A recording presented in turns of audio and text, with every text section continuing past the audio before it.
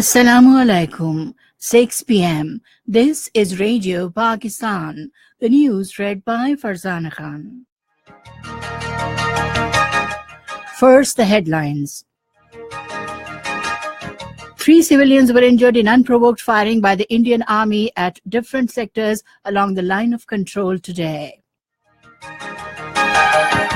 Trade dialogue between Pakistan and Canada will be held in Ottawa tomorrow to discuss bilateral trade relations. President and Prime Minister have expressed deep grief over the sad demise of renowned lawyer Asma Jahangir and veteran actor Qazi Wajid. In Indian held Kashmir, complete shutdown was observed today to mark the martyrdom anniversary of prominent liberation leader Muhammad Maqbool Butt.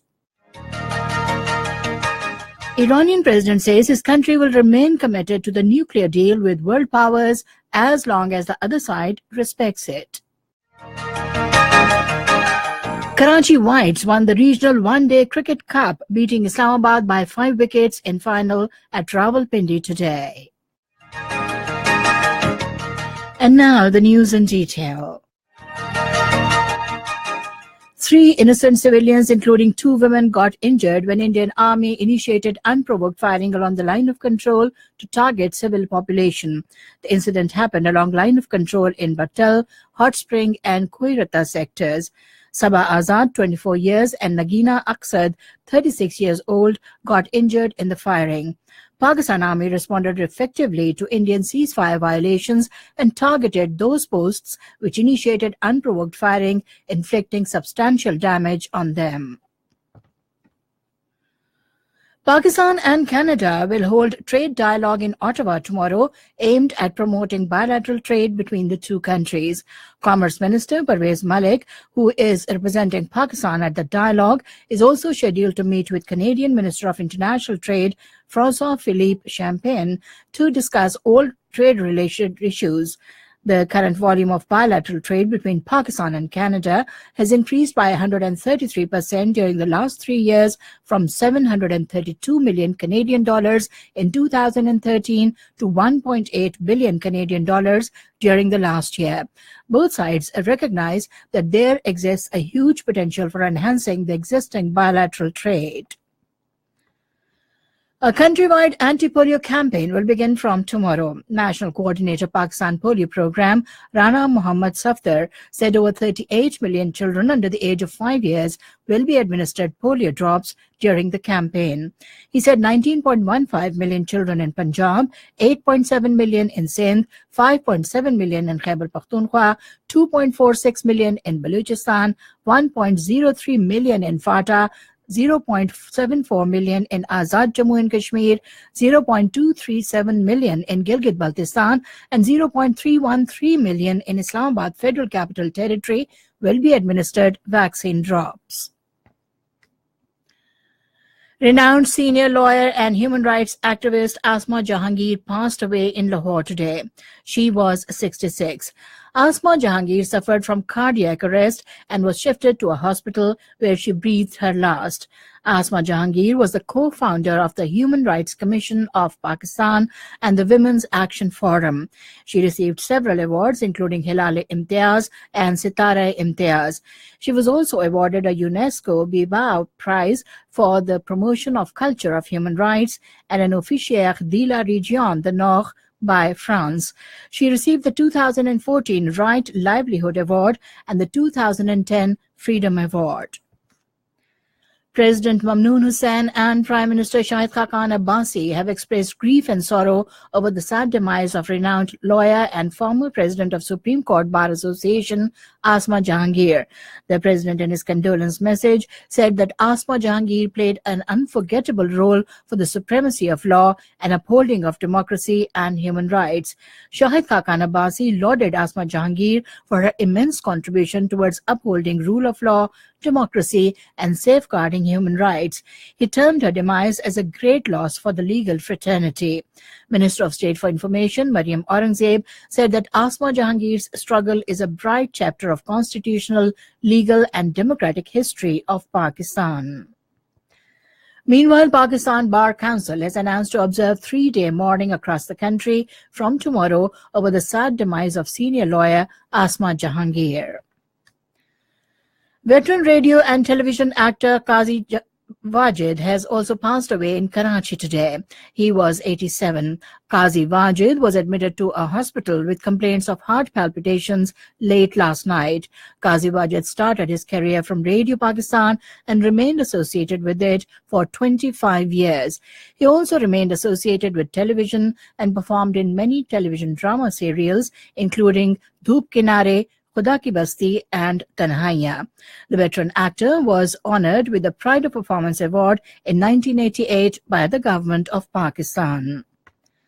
President Mamnoon Hussain, Prime Minister Shahid Khaqan Abbasi, Speaker National Assembly Sardar Ayaz Sadiq and Deputy Speaker Murtaza Javed Abbasi have expressed deep grief and sorrow over the sad demise of legendary artist Qazi Wajid. In their condolence messages, they said Qazi Wajid had a distinguished place in drama and films, and the vacuum created after his death is hard to be filled. This is Radio Pakistan giving you the news. In occupied Kashmir, complete shutdown was observed today to mark the martyrdom anniversary of a prominent Kashmiri Hurriyat leader, Muhammad Maqbool Bhatt. He was hanged in New Delhi's Tihar jail on this day in 1984 and was buried in the jail premises. Call for the strike was given by the Joint Resistance Leadership comprising Sayyid Ali Gilani, Mirwaiz Umar Farooq and Muhammad Yasin Malik to press for the return of the mortal remains of Muhammad Maqbool Bhatt and Muhammad Afzal Guru to their families. All shops and business establishments remained closed while traffic was off the road. Train service also remained suspended in the valley due to the strike. The puppet authorities has imposed curfew and other restrictions across the valley, especially in Srinagar, Kupwara and Sopore, to prevent people from staging anti-India protests and conducting a march towards the UN office at Sonawar in Srinagar. However, defying curfew and restrictions, people from all walks of life gathered at Masuma and marched towards the UN office to submit a memorandum demanding the return of the martyrs' remains. Police intercepted the march and arrested several resistance leaders and activists. A Russian airliner carrying 71 passengers and crew has crashed after vanishing from radar screens as it left a Moscow airport for the Urals. Media reports said the Saratov Airlines AN-148 regional jet was en route to the city of Orsk when it went missing. Iranian President Hassan Rouhani says Tehran will remain committed to the nuclear deal with world powers as long as the other side respects it. Addressing a huge gathering in Tehran today in connection with the 39th anniversary of the Islamic Revolution in the country, he said the United States could not succeed in destroying the nuclear deal on several occasions. Rouhani also accused the United States and Israel of hatching plots over the last 1 year to create divisions among regional states. However, he said these plots were defeated. In Iran, nationwide rallies were held today to celebrate the 39th anniversary of the victory of the Islamic Revolution in the country. In Myanmar, the government has decided to take action against 16 people in connection with the killing of the captured Rohingya Muslims in Rakhine State. A government spokesman, Zaw Heti, said today that legal action would be taken against 7 soldiers, 3 members of police force, and 6 villagers as part of an army investigation. French Prime Minister Edouard Philippe says the idea to export democracy by force through interventions in countries like Afghanistan, Iraq and Libya is a mistake. He was addressing the 2018 World Government Summit under the theme Shaping Future Governments in Dubai today. The French Prime Minister said military interventions like we have seen in Iraq, Afghanistan and Libya to impose democracy through fire failed to achieve their objectives. In Syria, 6 civilians, including 2 children, have been killed in airstrikes by government forces in eastern Ghouta.